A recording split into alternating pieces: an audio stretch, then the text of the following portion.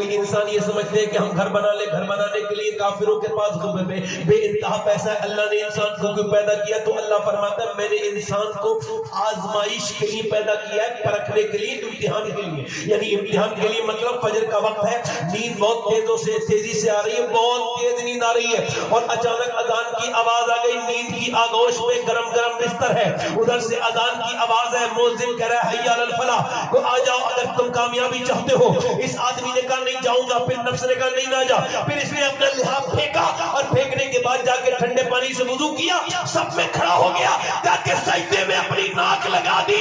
تو سن، تو نے اپنے نفس پر پہلی فتح حاصل کر لی، اور پہلے امتحان میں تو کامیاب ہوا۔ نعرہ تکبیر، نعرہ رسالت۔ پہلے امتحان میں تو میرے بھائی، پہلے امتحان میں آپ کامیاب ہو گئے، پھر آپ گھر سے نکلے، اور گھر سے نکلنے کے بعد اب ذرا توجہ کرنا، پھر آپ گھر سے نکلے، اور گھر سے نکلنے کے بعد آپ جب دوپہر کے وقت میں نکلے تو ایک واہیات عورت، بے حیا عورت، بے غیرت عورت، کپڑے پہنے ہوئے، خراب کپڑے پہنے ہوئے، برہنہ بالکل دکھتی ہے، بیکار کپڑے پہنے ہوئے، ٹائٹ لباس پہنے ہوئے، کوئی بےہودہ قسم کی بدتمیز عورت نکل کے جا رہی ہے۔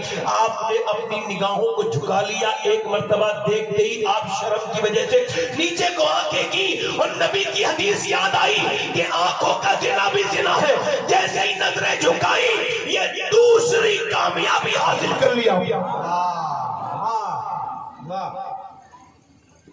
دوسری کامیابی آپ نے، اے بھائی کہاں چلے بیٹری لے کے، اے بھائی کہاں چلے بھائی، اچھا ٹھیک ہے جائے، آزمائش کے لیے، پرکھنے کے لیے پرکھے جاؤ۔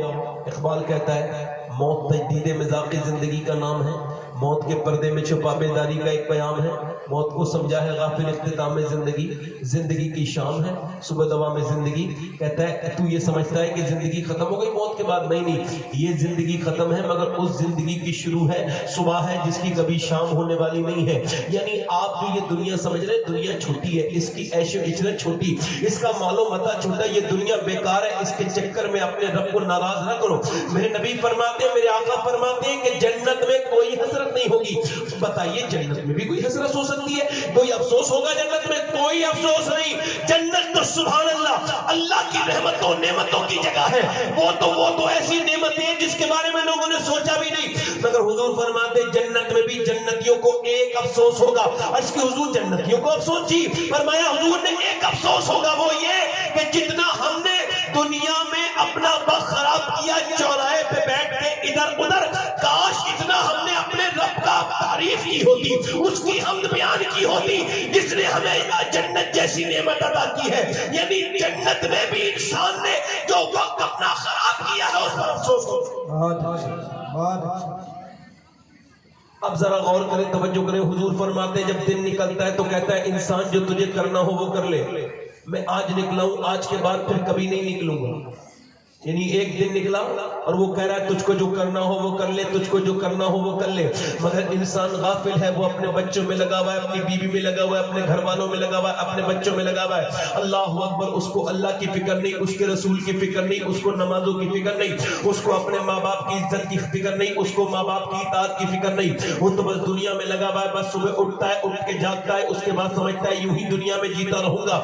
نہیں بیٹے، ابھی ہمارے قریب پڑوسی ملک میں ایک بڑا کامیاب آدمی، سکسیس لڑکا، اس نے 16 سال کی عمر میں ایک سنگنگ کمپٹیشن پاس کیا، یعنی اس نے ایک بڑا اعلیٰ درجے کا گانے کا مقابلہ پاس کیا، اور اس نے اس کو ایک مرسڈیز انعام میں ملی، پھر دوسری جگہ گیا، تیسری جگہ مشہور ہو گیا، پوری دنیا میں اس نے ٹور کیا، ڈالروں میں اس کے پاس پیسے آئے، اور اس نے ایک مکان خریدا، دوسرا مکان بنایا، 2 کوٹھیاں 2 الگ الگ شہروں میں، گاڑیاں بہتری، 19 سال کی عمر میں شادی، دولت شہرت بیوی بچے، 23 سال کی عمر میں گانا گاتے گاتے گر گیا۔ جب اس کو جو اس کا چیک اپ ہوا تو پتہ لگا دونوں گردے فیل ہو چکے ہیں۔ اب کوئی صورتحال نہیں ہے، اب ڈائلیسس پہ آ گیا۔ ڈائلیسس کا مطلب اس کو مشین سے جو ہے نا وہ اس کے گردوں کو صاف کیا جا رہا ہے اور اس کے گردوں کی صفائی ہو رہی ہے. ہر ہفتے میں ایک بار 20,000 روپے ہفتے میں لگتا ہے. کبھی پھر اس کے بعد طبیعت زیادہ بگڑی تو ہفتے میں پھر 2 بار. اس کے بعد اس کا ایک گھر بکا دوسرا بکا اور اس کے بعد گاڑیاں بگئی, نوکر سب چلے گئے, رشتے داروں نے چھوڑ دیا. اس کے سگے بھائی نے اپنے بھائی کو بچانے کے لیے اپنا گردہ دیا مگر گردہ اس کا ٹرانسپلانٹ ہوا تو مگر فیل ہو گیا. اب کسی معاملہ اس کا طبیعت زیادہ بگڑتی گئی. ابھی کچھ دنوں پہلے مجھے کشمیر سے ٹیلی فون آیا, کہنے لگے ہم آپ کی تقریر کرانا چاہتے ہیں. میں کہا میرے پاس اس مہینے میں وقت نہیں ہے. وہ کہنے لگے آپ ذرا بات کر لیجئے. ایک صاحب نے بات کی, کہنے لگے صاحب بات یہ جو تقریر آپ کی سننا چاہتے ہیں ان کو کینسر ہے اور ان کی آخری خواہش آپ کی تقریر سننا ہے.